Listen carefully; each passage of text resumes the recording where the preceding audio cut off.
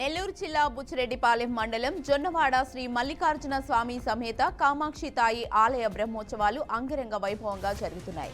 బ్రహ్మోత్సవాల్లో భాగంగా 3వ రోజు రాత్రి శేషవాహనంపై అమ్మవారు భక్తులకు దర్శనమిచ్చారు. తొలుత స్వామి అమ్మవార్లను పరిమళ పుష్పాలతో అలంకరించిన శేషవాహనంపై కొలువుదీర్చారు. అనంతరం ఆలయ అర్చకులు హారతి కార్యక్రమాలు నిర్వహించి ప్రత్యేక పూజలు చేశారు.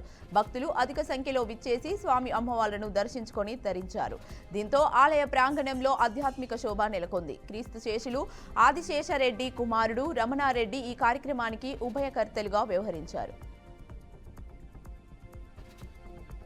సూర్యాపేట జిల్లా కోదాడ మండలం రెడ్లకుంట గ్రామంలోని లిఫ్ట్ ఇరిగేషన్ పనులను ఎమ్మెల్యే పద్మావతి రెడ్డి పరిశీలించారు. తోగర్రాయి నుండి శీతల తాండా వరకు 8 కోట్ల వ్యయంతో నిర్మిస్తున్న రోడ్డు పనులకి శంకుస్థాపన చేశారు. అనంతరం నారాయణపురం గ్రామం నుండి బాలాజీ నగర్ వరకు 20 కోట్లతో నిర్మిస్తున్న రోడ్డుకు శంకుస్థాపన చేశారు. బాలాజీ నగర్లో 2.50 కోట్లతో నిర్మించిన 33/11 kVA సబ్ స్టేషన్ను ప్రారంభించారు. కోదాడ ఆర్టీసీ బస్టాండ్లో 16.85 కోట్లతో బస్టాండ్ ఆధునీకరణ పనుల ప్రగతిపై సమీక్ష చేపట్టారు. ఖమ్మం జిల్లా వైరా ఎమ్మెల్యే క్యాంప్ కార్యాలయంలో ఎమ్మెల్యే మాలోత్ రామ్దాస్ నాయక్ అధికారులతో సమీక్షా సమావేశం నిర్వహించారు. వైరా మండల కేంద్రంలో మే 24వ తేదీన ప్రభుత్వ జూనియర్ కళాశాల నందు మెగా జాబ్ మేళా కార్యక్రమాన్ని నిర్వహించడం జరుగుతుందన్నారు. ఈ జాబ్ మేళాను అధిక మొత్తంలో ప్రచారం చేసి నిరుద్యోగ యువతీ యువకులకు మంచి అవకాశాన్ని కల్పించాలని కోరారు. 5,000కు పైగా ఉద్యోగాలు 80 కంపెనీల అధిపతులతో మెగా జాబ్ మేళాను నిర్వహిస్తున్నట్లు చెప్పారు. ప్రతి గ్రామంలో ప్రచారం చేసి అక్కడున్న నిరుద్యోగ యువతీ యువకులకు అవగాహన కల్పించే విధంగా కార్యాచరణ తీసుకోవాలని అధికారులకు సూచించారు. శ్రీకాకుళం జిల్లా పలాస కాశీబుగ్గ మున్సిపాలిటీ పరిధిలో గుర్తు తెలియని వ్యక్తి మృతదేహం లభ్యమైంది. తాళభద్ర రైల్వే గేట్ సమీపంలో పొదల్లో మృతదేహం ఉండడాన్ని స్థానికులు గుర్తించారు. సమాచారం అందుకున్న పోలీసులు ఘటనా స్థలానికి చేరుకొని పోస్టుమార్టం నిమిత్తం మృతదేహాన్ని పలాస ఆసుపత్రికి తరలించారు. ఈ ఘటనపై కేసు నమోదు చేసి దర్యాప్తు చేపట్టారు. ఖమ్మం జిల్లా ఎర్రుపాలెంలోని కేశవరావు మెమోరియల్ కళాశాలలో తెలంగాణ రైతు సంఘం మండల సదస్సును నిర్వహించారు. సిపిఎం పార్టీ ఉద్యమ నిర్మాత పుచ్చలపల్లి సుందరయ్య 40వ వర్ధంతిలో భాగంగా సుందరయ్య చిత్రపటానికి పూలమాలలు వేసి ఘనంగా నివాళులర్పించారు. కేంద్ర ప్రభుత్వం వ్యవసాయ రంగాన్ని నిర్వీర్యం పరుస్తుందని, భారత వ్యవసాయ రంగంపై సామ్రాజ్యవాదులు కన్నువేశారని, మోదీ వాళ్లకు వత్తాసు పలుకుతున్నారని రైతు సంఘాల నాయకులు రాంబాబు అన్నారు. వాణిజ్య సుంకాల పెంపుదల పేరుతో వాణిజ్య యుద్ధం ప్రకటించడం ద్వారా భారతదేశంలో వ్యవసాయం మరింత సంక్షోభంలోకి వెళ్తుందని ఆందోళన వ్యక్తం చేశారు. దుమ్ముగూడెం సీతారాం ప్రాజెక్టు పూర్తి చేసేందుకు అవసరమైన నిధులను విడుదల చేయాలని రైతు సంఘాల నాయకులు డిమాండ్ చేశారు. కడప జిల్లా మైదుకూరులో తెలుగుదేశం పార్టీ ఆదేశాల మేరకు ఎమ్మెల్యే పుట్ట సుధాకర్ యాదవ్ ఆధ్వర్యంలో మినీ మహానాడు కార్యక్రమాన్ని నిర్వహించారు. తను ఎమ్మెల్యేగా ఎన్నికైన తర్వాత మొదటిసారి మినీ మహానాడు నిర్వహిస్తున్నట్లు ఎమ్మెల్యే మధు తెలిపారు. ఈ సంవత్సరం మహానాడు మన కడప జిల్లాలో జరగడం అదృష్టంగా భావిస్తున్నామన్నారు. జిల్లాలో మహానాడు నిర్వహించడం జిల్లా అభివృద్ధికి దోహదపడుతుందని చెప్పారు. అయితే మైదుకూరులో 28వ తేదీన తెలుగుదేశం పార్టీ వ్యవస్థాపకులు నందమూరి తారక రామారావు విగ్రహావిష్కరణ కార్యక్రమం చేపట్టనున్నట్లు తెలియజేశారు. ముఖ్యమంత్రి చంద్రబాబు నాయుడును ఒప్పించి నియోజకవర్గానికి అన్ని విధాల అభివృద్ధి పథంలో తీసుకెళ్లేందుకు కృషి చేస్తారని ఎమ్మెల్యే భరోసా ఇచ్చారు.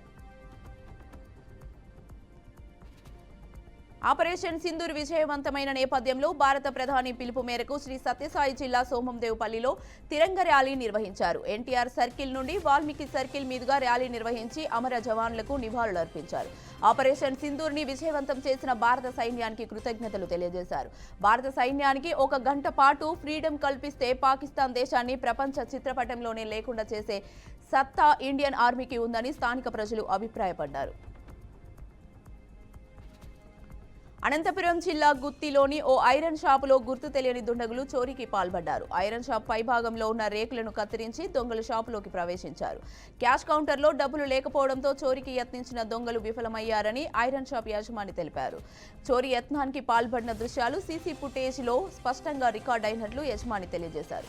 సమాచారం అందుకున్న పోలీసులు ఘటనా స్థలానికి చేరుకొని సంఘటన స్థలాన్ని పరిశీలించారు. అనంతరం సీసీ కెమెరాలో రికార్డైన దృశ్యాల ఆధారంగా కేసు నమోదు చేసి దర్యాప్తు చేపట్టారు. అనంతపురం జిల్లా గుంతకల్ పట్టణంలోని బలిజ కళ్యాణ మండపంలో మినీ మహానాడు కార్యక్రమాన్ని నిర్వహించారు. ఈ కార్యక్రమంలో ఎమ్మెల్యే జయరాం పాల్గొన్నారు. రాష్ట్ర అభివృద్ధికి చంద్రబాబు నాయుడు అహర్నిశలు కృషి చేస్తున్నారని తెలిపారు. వెనుకబడిన అనంతపురం జిల్లాకి గతంలో కియా పరిశ్రమ, ఇప్పుడు 22,000 కోట్ల రూపాయలతో రెన్యూ గ్రీన్ ఎనర్జీ ప్లాంట్ ఏర్పాటు చేసి యువతకు ఉపాధి కల్పించే దిశగా చర్యలు తీసుకుంటున్నారని గుర్తు చేశారు. హ్యాంద్రీ నీవా కాలువ వెడల్పు చేసి జిల్లాకు సాగునీరు అందించేందుకు చర్యలు తీసుకుంటామని చెప్పారు. కార్యకర్తలు, నాయకులు ఐకమత్యంతో పనిచేయాలని, రామన్న స్థానిక సంస్థల ఎన్నికల్లో విజయం సాధించే దిశగా కృషి చేయాలని పిలుపునిచ్చారు. ఆపరేషన్ సింధూర్ విజయోత్సవాన్ని పురస్కరించుకొని భారత త్రివిధ దళ సైన్యానికి సంఘీభావంగా బీజేపీ భాగ్యనగర్ జిల్లా అధ్యక్షుడు నిరంజన్ యాదవ్ ఆధ్వర్యంలో ర్యాలీ నిర్వహించారు. ప్రజలు జాతీయ పతాకాన్ని చేతబట్టి సైన్యం పోరాట చిత్రాల ప్లాకార్డులుగా ప్రదర్శిస్తూ తిరంగ ర్యాలీలో పాల్గొన్నారు. ఈ ర్యాలీ సింగరేణి కాలనీ చౌరస్తా నుంచి చెంపాపేట మీదుగా ఐఎస్ సదన్ చౌరస్తా వరకు కొనసాగింది. ఉగ్రవాదులు కాశ్మీర్ పహల్గాంలోని అమాయక పర్యాటకుల ప్రాణాలు తీయడం పిరికిపంద చర్య అని నిరంజన్ యాదవ్ అన్నారు. ఆపరేషన్ సింధూర్ని విజయవంతం చేసిన భారత సైన్యానికి కృతజ్ఞతలు తెలిపారు.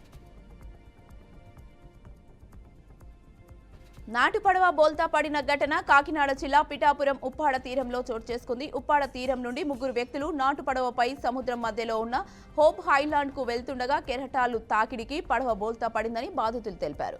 2 వ్యక్తులు ఈదుకుంటూ సురక్షితంగా హోమ్ ఐలాండ్ చేరుకున్నామని, మెరుగుశ్యామ్ అనే యువకుడు గల్లంతయ్యాడని చెప్పారు. సమాచారం తెలుసుకున్న కోస్ట్ గార్డ్స్ గల్లంతైన వ్యక్తికి సంప్రదించి గాలింపు చర్యలు చేపట్టారు. కామారెడ్డి జిల్లాలో విషాదం చోటు చేసుకుంది. తంగళ్లపల్లి మండలంలోని చిన్న లింగాపూర్ గ్రామంలో పాముకాటుతో 4 ఏళ్ల చిన్నారి స్నేహాన్షి మృతి చెందింది.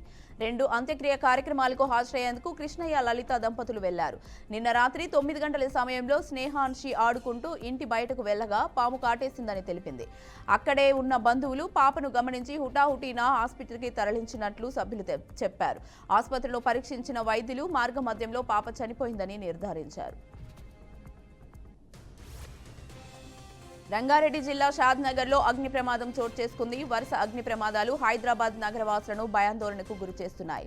షాద్నగర్ జాతీయ రహదారి పక్కన ఉన్న ధన గ్యారేజ్లో అకస్మాత్తుగా మంటలు చెలరేగాయి.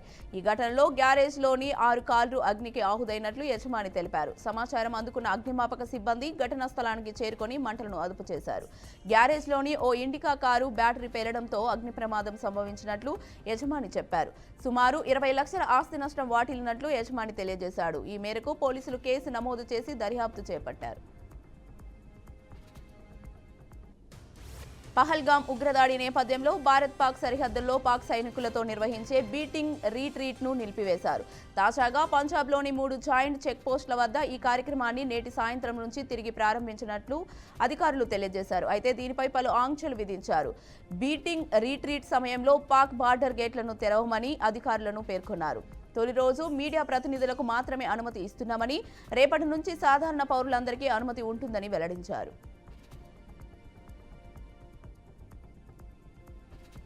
భారత్ పాకిస్తాన్ మధ్య ఉద్రిక్తల నేపథ్యంలో దేశంలో ఉన్న అక్రమ వలసదారులపై అన్ని రాష్ట్రాలకు కేంద్ర హోంశాఖ అలర్ట్ జారీ చేసింది. అలాగే రాష్ట్రాలు తమ ప్రాంతంలో ఉన్న అక్రమ వలసదారులను గుర్తించి వెంటనే పంపించాలని ఆదేశించింది. ఇందులో ముఖ్యంగా పాకిస్తాన్ పౌరులకు సంబంధించి ఆదేశాలు ఇచ్చింది. ఈ ఆదేశాల మేరకు గుజరాత్ ప్రభుత్వం చేపట్టిన డ్రైవ్లో ఎవరు ఊహించని విధంగా అహ్మదాబాద్లోని చండోలా ప్రాంతంలో 1,000 కంటే ఎక్కువ మంది బంగ్లాదేశ్ అక్రమ వలసదారులు పట్టుబడ్డారు. దీంతో గుజరాత్ ప్రభుత్వం వెంటనే అప్రమత్తమై ఈ తనిఖీలను ముమ్మరం చేయగా మరో 200 మంది వరకు బయటపడ్డారు. చెండోలా ప్రాంతంలో 2.5 లక్షల చదరపు మీటర్ల కంటే ఎక్కువ విస్తీర్ణంలో అక్రమంగా ఇండ్లు, ప్రార్థన మందిరాలను ఏర్పాటు చేసుకుని నివసిస్తున్నారు. దీంతో ప్రభుత్వ ఆదేశాలతో అక్రమ నిర్మాణాలను కూల్చివేస్తున్నట్లు అధికారులు స్పష్టం చేశారు.